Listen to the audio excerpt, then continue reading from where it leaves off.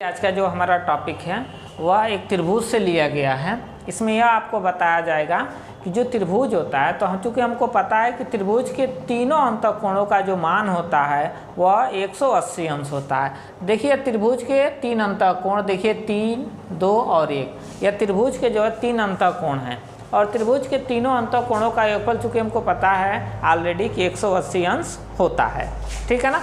आज हमको इसमें प्रूफ करना है जो त्रिभुज दिया गया होता है, त्रिभुज के जो बाह्यतः जैसे कोई अगर कोण बन जाए, जैसे को बहिष्कोण बोला जाता है, तो जो बहिष्कोण होता है वह त्रिभुज के सम्मुख दो अंतःकोणों के योगफल के बराबर होता है। तो इसलिए हमारी जो थ्योरी है, किसी त्रिभुज की एक भुजा बढ़ा दी जाए जो इस प्रकार प्राप्त बहिष्कोण दो अंतःकोणों के योगफल के बराबर होता है।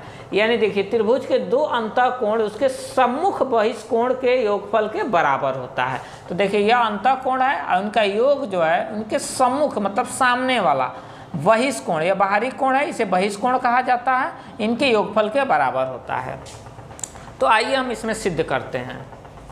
तो देखिए पहले दिया क्या है, दिया है कि त्रिभुज, देखिए यहाँ पे त्रिभुज ABC, देखिए यहाँ पे त्रिभुज ABC में भुजा BC, देखिए भुजा BC को आगे D तक बढ़ाया गया। देखिए हमारा बिंदु D तक है, D तक बढ़ाया गया, जिससे जो है कि एक बहिष्कोण जो है हमको 4 प्राप्त हुआ। ठीक है ना। यह वैल्यू हमको दिया गया है। हमको सिद्ध करना है कि एंगल 3 प्लस एंगल 2, यानी कि देखिए यहाँ पे angle 3 plus angle 2 equal to 4, यानी कि त्रिभुज के दो अंतःकोण के सम्मुख बना बहिष्कोण के बराबर होता है, यानी इनका सम इसके बराबर हो। तो आइए उत्पत्ति में, तो चूंकि हम जानते हैं, देखिए हम जानते हैं त्रिभुज ABC में, ठीक है ना, देखिए angle 1 plus angle 2 plus angle 3 equal to 180 अंश, यह हमारा समीकरण नंबर 1 हम मान लेंगे। ठीक है ना। यह हमारा, चूँकि यह हमको पता है। अब यहाँ पे हम आपको बताते हैं, देखिए यह BC जो है D तक बढ़ाई गई है, यहाँ D तक बढ़ाई गई, यानी कि एक स्ट्रेट लाइन है।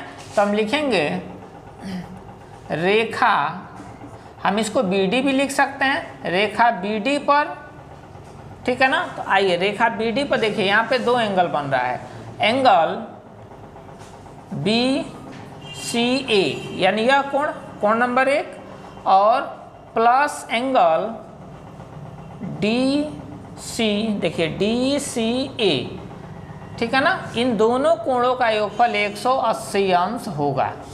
ठीक है ना, 180 अंश होगा। यह हमको पता है कि एक सीधी लाइन पर 180 अंश का कोण बनता है।